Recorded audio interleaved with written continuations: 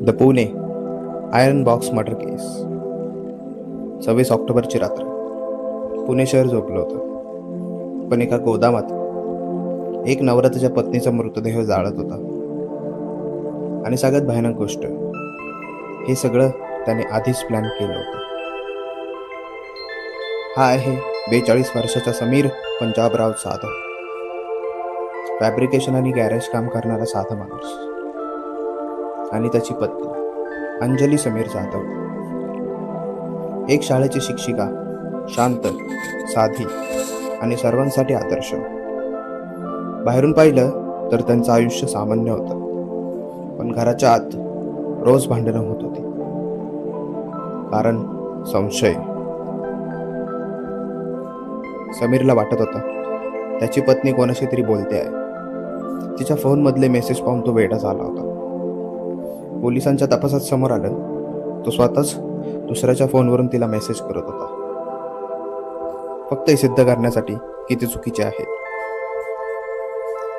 म्हणजे त्याने आधीच स्वतःला पटवलं आणि मग खून ठरवला. हा खून अचानक झाला नव्हता. तो एका महिन्यापासून तयारी करत होता.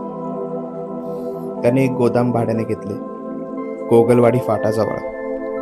तिथे त्याने बनवला एक मोठा लोखंडी बॉक्स. त्यात आधीच ठेवले होते लाकूड, पेट्रोल आणि जाळण्यासाठी सगळं सामान.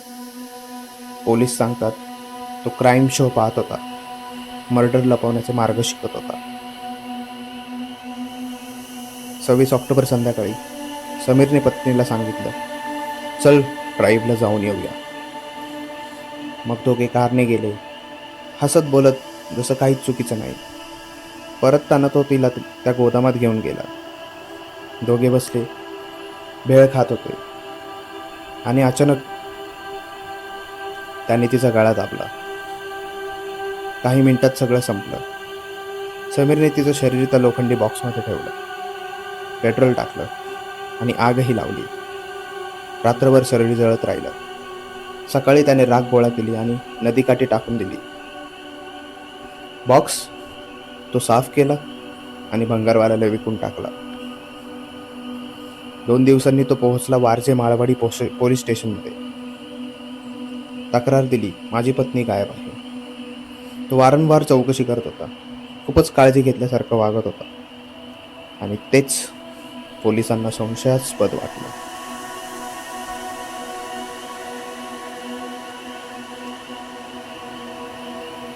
CCTV फुटेज तपासलं, लोकेशन तपासलं, फोन रेकॉर्ड तपासले, पण प्रत्येक पुरावा समीरकडेच बोट दाखवत होता.